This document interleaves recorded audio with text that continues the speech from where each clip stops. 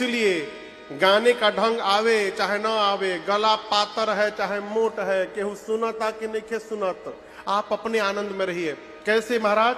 दरवाजा बंद करके घर में गाइए, हरे राम राम राम हरे हरे, हरे राम राम राम हरे राम राम राम हरे हरे, हरे राम राम हरे।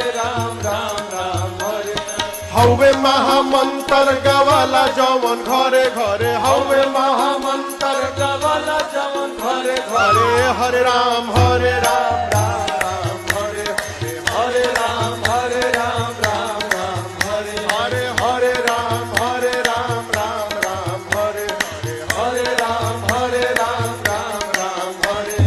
हवे महामंत्र गवाला जवन घरे घरे, हवे